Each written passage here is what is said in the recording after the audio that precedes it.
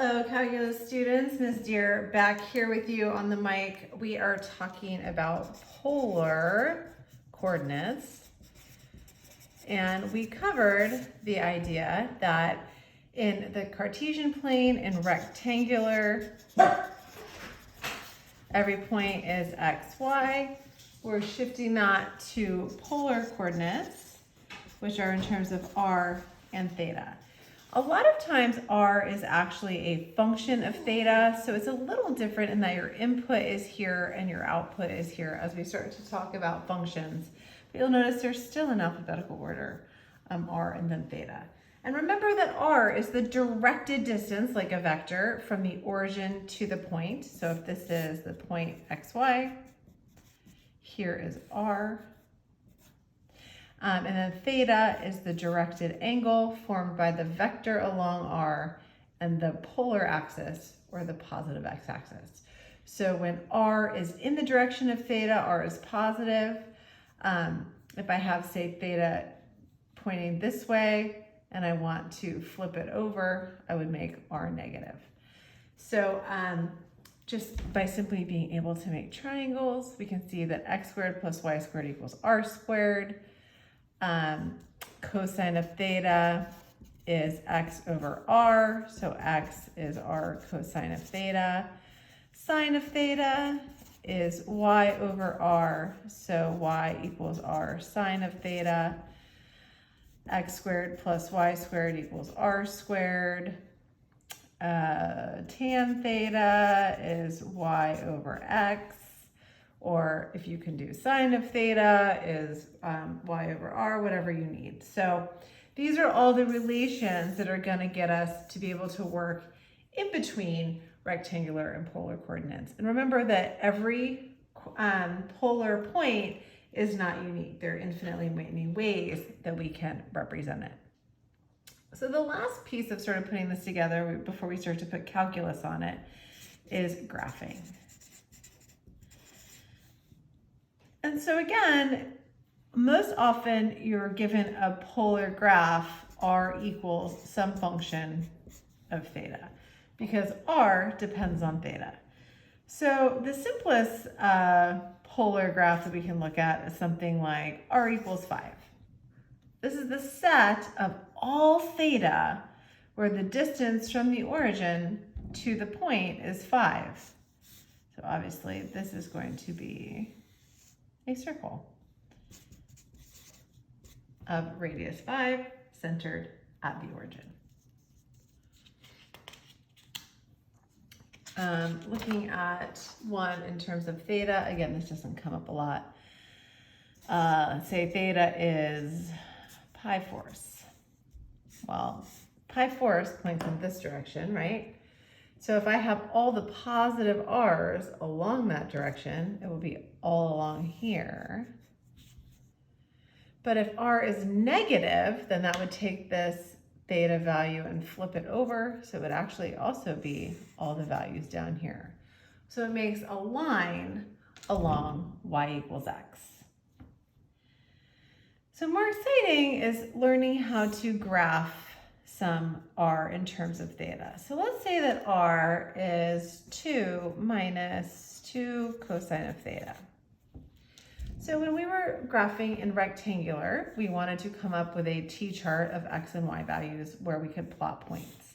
And we're going to do the same thing in polar coordinates, except for instead of plugging in x is 1, 2, 3, 4, 5, we're going to plug in our favorite theta values, which are going to be 0, pi halves, pi, 3 pi halves. And then seeing if we can, remember, as theta gets bigger, we're going to draw this way. So the key to sketching polar graphs is going to be to move in the positive theta direction.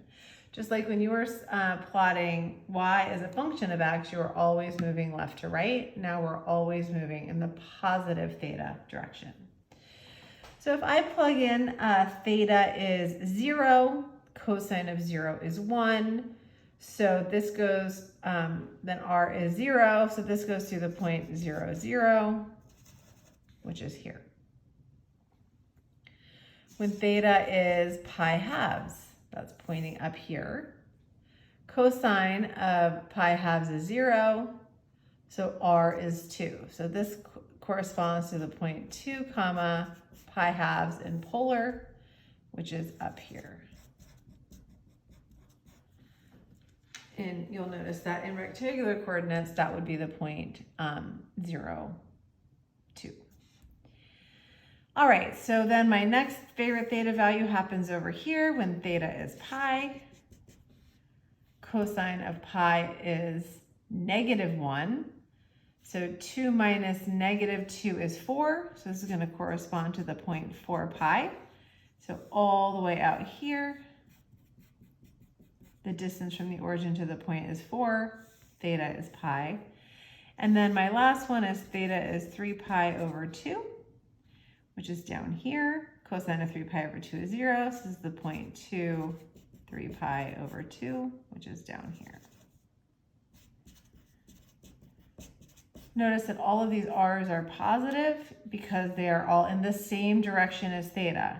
So if I want to connect these dots moving in the positive theta direction, I want to go from here. So notice that my radius is going from 0 to 2 to 4.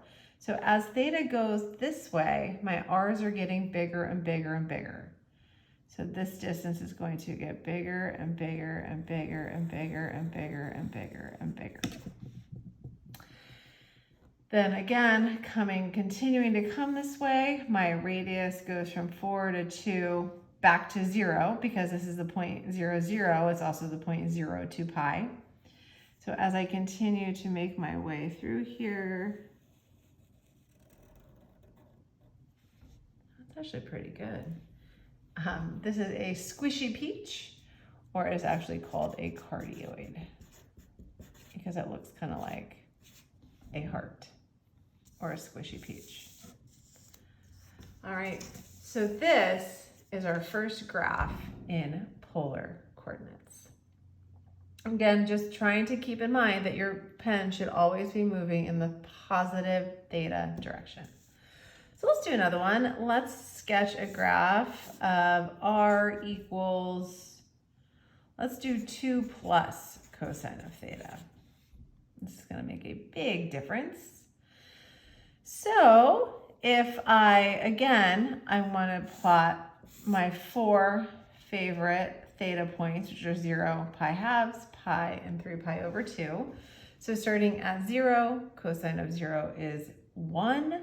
So 2 plus 1 is 3. So we're going to start at the point 3, 0.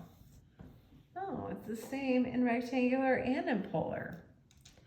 So when theta is 0, this is the point 3, 0. Remember, it's r theta. When theta is pi halves, that's up here. Cosine of pi halves is 0, so r is 2. So this is the point 2 pi halves.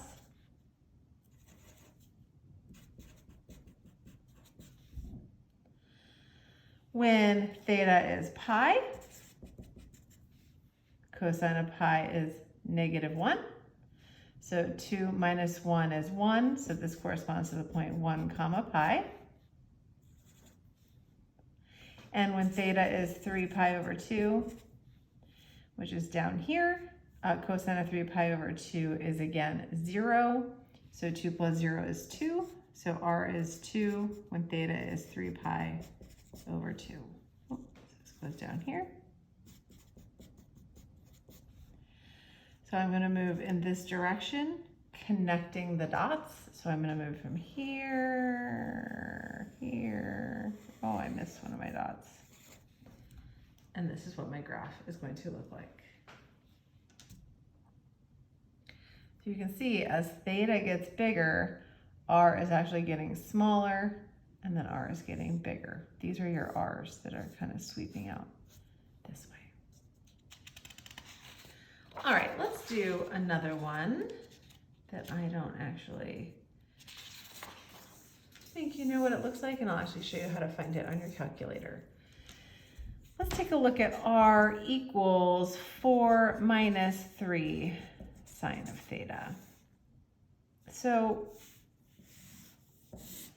again, we're going to plot our 4 favorite theta values, 0, pi halves pi, 3 pi over 2. So when r is 0, sine of 0 is 0. So this is going to go, when theta is 0, this goes through the point 4, 0.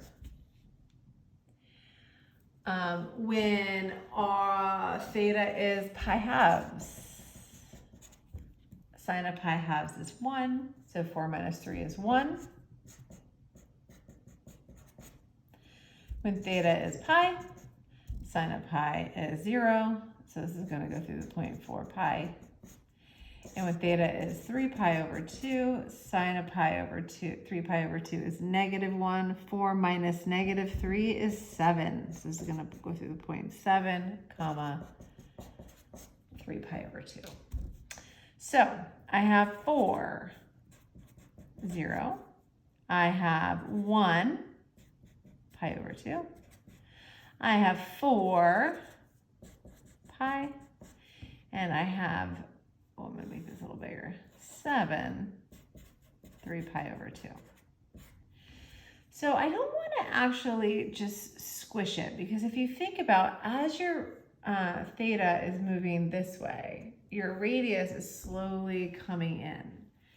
So it's going to kind of come in to here, and it's going to get bigger. Again, we're always moving in this direction. Notice this is actually kind of pointy. And then it's going to, from 4, it's going to keep getting bigger and bigger and bigger. So it's not going to cut in this way. It's actually going to continue to grow. So it's going to come out and come around. And again, I get my squishy peach, maybe my autumn pumpkin, or my cardioid. So just to quickly show you how to graph these on your calculator. Oh, my calculator's staying strong. So again, we've had we're finally using the other modes on our calculator. We've used, obviously for a very long time, we've used function mode. We've introduced the idea of parametric mode. And now, what do we see next to it? Polar. So now when we hit y equals, we end up with r equals. And this button, xt theta n, is going to kick out theta values for us. So if I let r equal 4 minus 3 sine of theta, and I'm just going to go to a standard zoom. Whoop, whoop. There's my squishy peach. So you can see that under our calc menu, when you calculate a value, it will ask you for a theta because r depends on theta. So also under your calc menu, you'll find dy dx and drd theta, and we will talk about the different meanings of those. But dy dx is the slope of the tangent line, versus drd theta is actually the rate of change of the radius. Is the radius increasing or decreasing at that point?